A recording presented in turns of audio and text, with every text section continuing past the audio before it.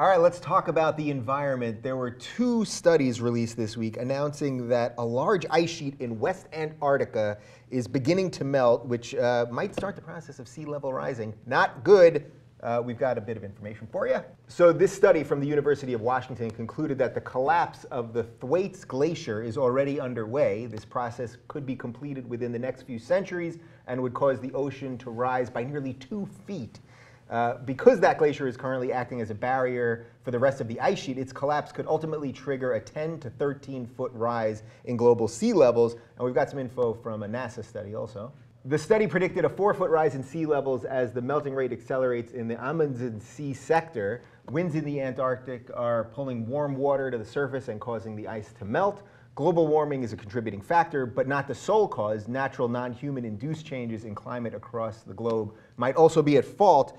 So I wanted to start with that part, and I'm going to go to our science and green person first.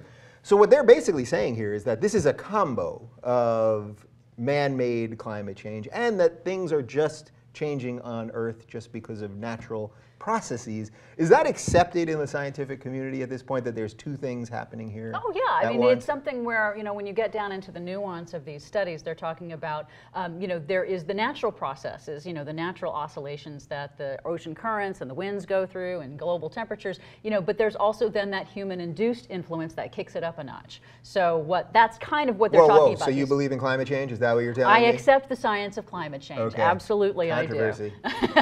But, you know, what I think is most shocking about this is part of it is your definition of collapse. You know, when the public, the general public hears the word collapse, they think, oh my God, it's going right now.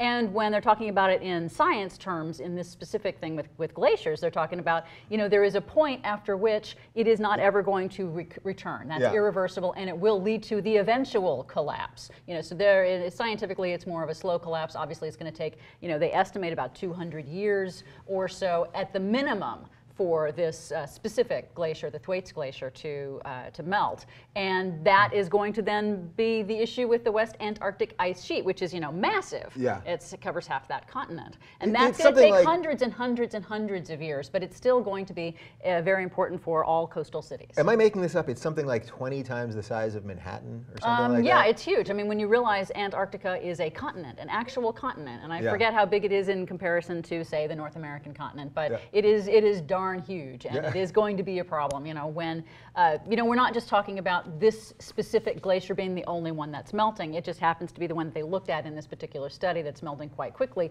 We have glaciers melting all over the world, and we have Greenland ice melt as well. So all of these together cumulatively are going to raise sea levels as well. And there's really, when you get to this irreversible place, you know, they're saying we don't see any way that these ice sheets are going to be stopped. There's no mountain range underneath there. There's nothing to stop it. So is part of the problem that this just happens so slowly, as Desi is saying? I think that's sort of, we deal with things, especially our politicians, we don't deal with issues of today, so we definitely aren't going to deal with issues of tomorrow. So as part of this, that it's just happening so slowly that one day it's just going to keep rising, keep rising, keep rising, and then we'll just be swimming, and everyone will go, oh, we always swam, because I don't remember anybody that didn't swim all the time. Waterworld will really be more like actual history at that point.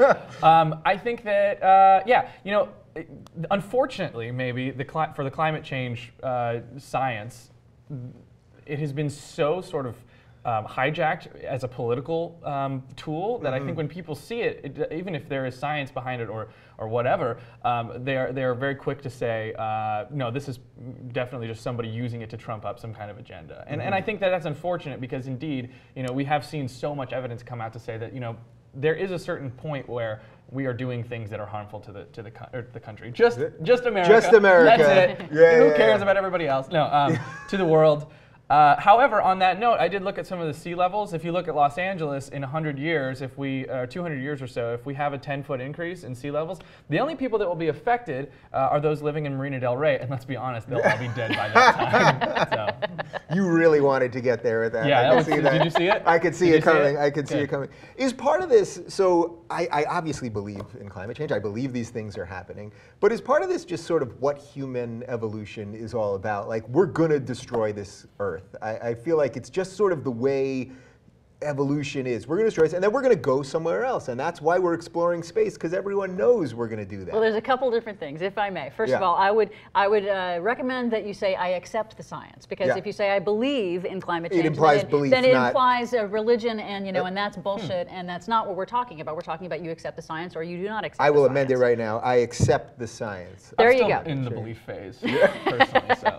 But then, when it comes to human nature, I think you are absolutely right that there is a part of evolution, where essentially species, and obviously we're the most advanced sentient species that's walked the earth. But previously, I'm not and sold even on that, right but now, that's a well, different thing we're altogether. more sentient. Let's just say that. Yeah. We can actually think about what we're doing, unlike most species. Yeah. And what tends to happen in nature is that a species will expand into its territory and expand into its range until it uses up all the resources. And once it uses up all the resources, nature has a pretty swift and efficient way of cutting that species back to size so that it fits within its environment. So we're kind of following along with that same natural progression. We do have the choice, though. Yeah. We can at any time stop that. And I think that's the whole point of science is using science to be able to predict stuff. Otherwise, why bother? Yeah.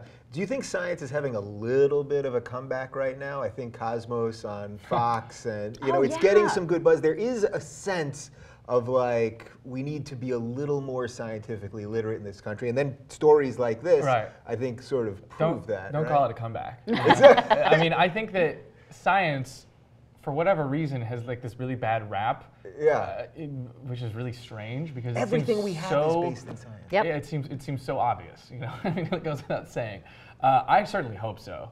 As a child of science, I would hope so. Oh, I think it is definitely more popular now than it used to be. Not just with Cosmos, but that Facebook, I fucking love science. Yeah. That has people, I think with CSI, the TV show, people sort of got interested in the science. Science, and I think that's popularizing the concept of science. It's popularizing the ideas of the scientific method, and I think with that comes more engagement from the public. Although we do have a problem with a very strong effort culturally by a certain a group of evangelical right-wingers who insist that we have to include religion in our science classes, and we've had to beat back that particular onslaught periodically since the 20s. So that's the part that I don't understand, and this will be the final thought on this. Like, the part of these people that simply don't believe in the evidence, I don't get what their faith has to do with this. Why can't you have faith in a higher being or whatever your religious beliefs are and still believe that humans are doing things? Give me an answer to that, both of you. Andy? Man, I really think that it comes down to skepticism based on what I just talked about earlier, which is there are people who use it for agenda, point making. When you are on the opposite side of that, if you're a conservative, you see man-made climate change historically being an issue that is sort of championed by the left and downplayed by the right. So it's not even about whether or not it's real or not. It's about this is something that somebody else says on my opposing team, so I'm gonna disagree. Right. It's just about the endless bipolar nature of everything well, it's we tied do. into your tribal identity. I mean, people have a cultural identity, and they tend to filter the news and any other information they get through that cultural identity. And so if it doesn't fit with that cultural identity, then they reject it. Although, I will say there are evangelical Christian scientists. There's a climate scientist named Katharine Hayhoe who is doing a great job of trying to, I know, she's the most adorable climate scientist that has ever existed. Yes, she's the cutest thing.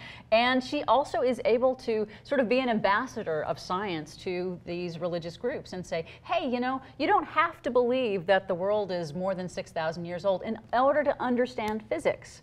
You can say that, hey, God created the world. He might also have created physics. Yeah. And so we're just figuring out how it works. So it's can't we just get to a place where we can agree that like we don't know everything? Science doesn't explain everything, and religion certainly can't do that either necessarily. Andy, we cannot get to that place, but we've got to move on.